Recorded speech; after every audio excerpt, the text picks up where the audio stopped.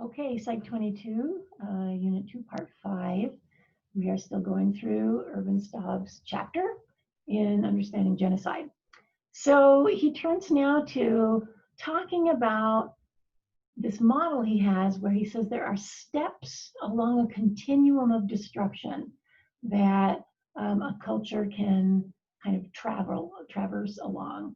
So genocide is the outcome of an evolution that starts with discrimination and limited acts of harm doing. Genocide doesn't come out of nowhere. Genocide is the end point of a progression. Okay? So here's a quote from C.S. Lewis that I think kind of fits. Indeed, the safest road to hell is the gradual one, the gentle slope, soft underfoot, without sudden turnings, without milestones, without signposts. So it's baby steps along a continuum of destruction. What does that mean? It means harming people in little ways changes the perpetrators, changes the society, and prepares them for more harmful acts. Evil almost always starts with small cruelties.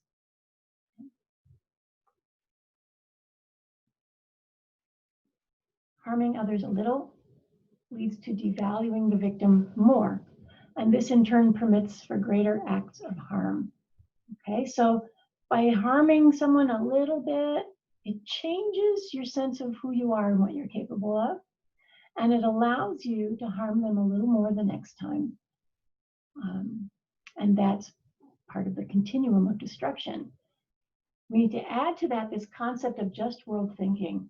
So just world thinking is assuming that the world is a just place, right? That people get what they deserve in this world.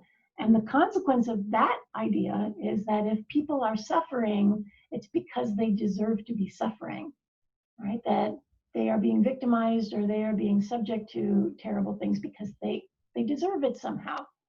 Why would we think that?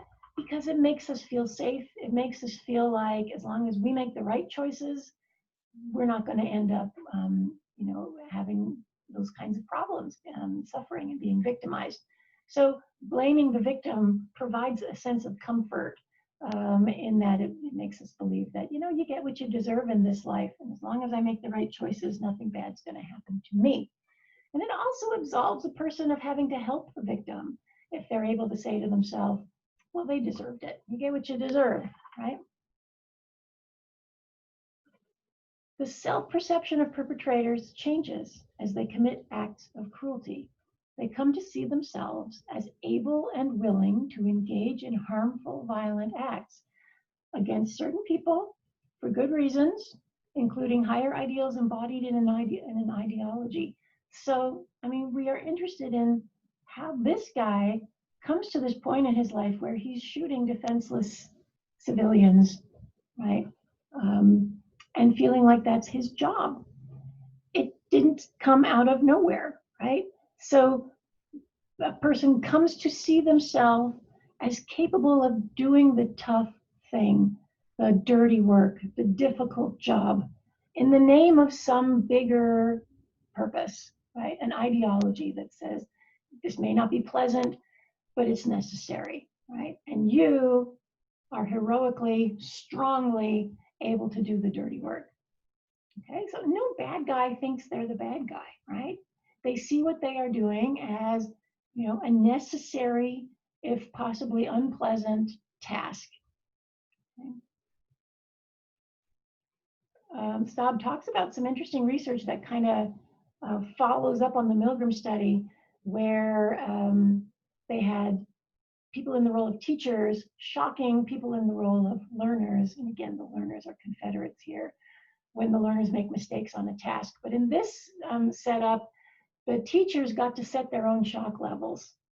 And what they found was that when you allow teachers to set how intense the shock is going to be, they will gradually increase the intensity of the shock across trials. So what does that mean? It means it gets easier to hurt people and to hurt them more badly once you've done it a few times. Okay, so the harming of others gets easier the more you do it. So I found this, I think it's supposed to be an inspirational quote, but it seems to fit here. It gets easier, then it gets okay, And then maybe it starts to feel good. It feels like freedom. So, and we'll talk about research later on that suggests that at least for some people, it does move from difficult to tolerable to pleasurable. Maybe not for everybody, but for some. So Nazi Germany showed a clear progression of steps along a continuum of destruction, right? Germans didn't just wake up one day and make all of these sudden extreme changes. No, it was baby steps.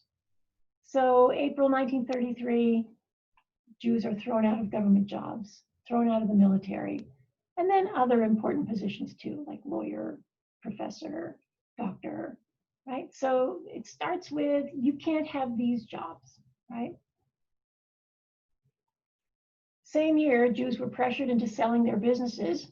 So there were boycotts of Jewish-owned companies, and there was pressure to have them sell to get businesses out of the hands of Jews.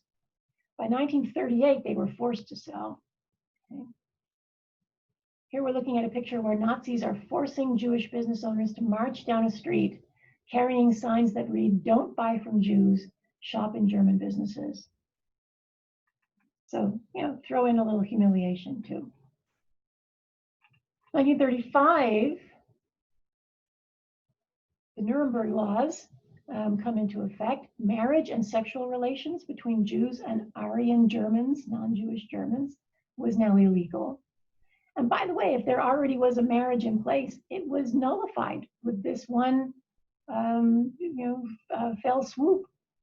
People who had been married for, decades, suddenly they're not married. Starting 1939, Jews are moved into ghettos, eventually over 1,000 ghettos in Germany and the occupied territories. We see Kristallnacht in 1938. So sporadic violence against them kind of grows to become this organized, violent attack endorsed by the government. Right?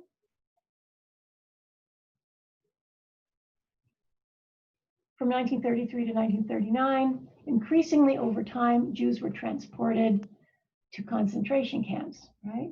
Initially to ghettos, from ghettos to camps. There's Dachau.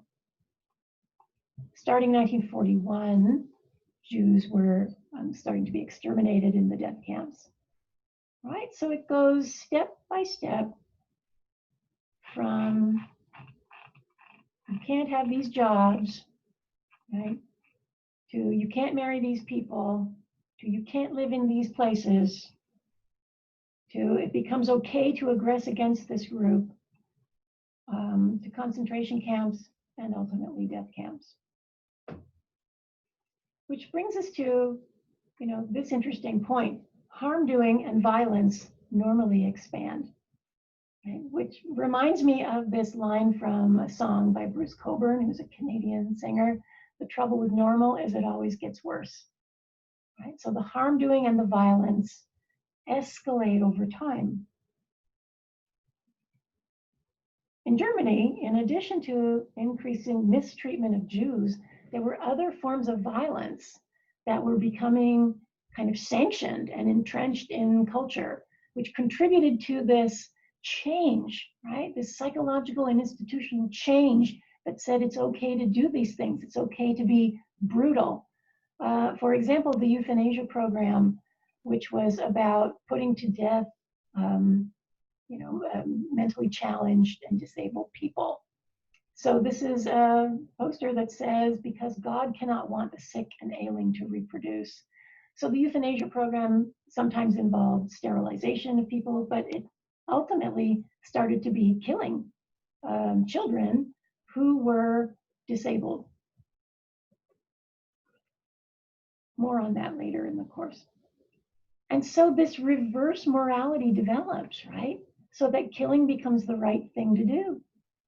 This poster says 60,000 Reichmarks is what the person suffering from hereditary defects costs the people's community during his lifetime. Friend, that is your money too. Read New People, the monthly magazine of the Bureau for Race Politics of the Nazi Party. A reverse morality develops. So think about what that means for what's going on in the modern day here in our own country.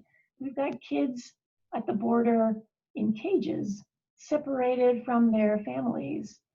And the argument we're getting about that is, I'm not even sure what the argument is, that somehow these people are unsafe, that they are a threat, that it's policy to separate criminal parents from their children.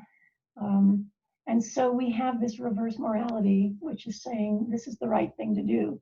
When in fact, objectively, we're putting children in cages. We're traumatizing them, probably causing permanent damage to these kids by removing them from their families and putting them in cages.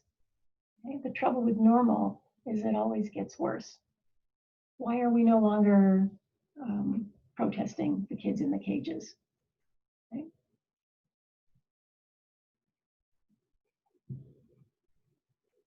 Staub talks about how group processes can come to dominate the psychology of perpetrators. People stop thinking independently, right? When they become part of a mass movement, they're just taking their cues from the other people, from the leadership, and they don't have to think about the issues on an individual level. They don't have to think about their own morality, their own decision making. They just follow, right? People's perception of reality is shaped by their shared belief system and by support they get from each other in interpreting events. So there is a re-socialization in beliefs, in values, in standards of conduct, right? So when all this stuff is happening, people turn to their fellow members of the Nazi Party and kind of support each other's, interpretation of the events. And it changes, it re-socializes what's normal. Okay, I'm going to pause here. We will pick it up at the psychology of bystanders in the next piece.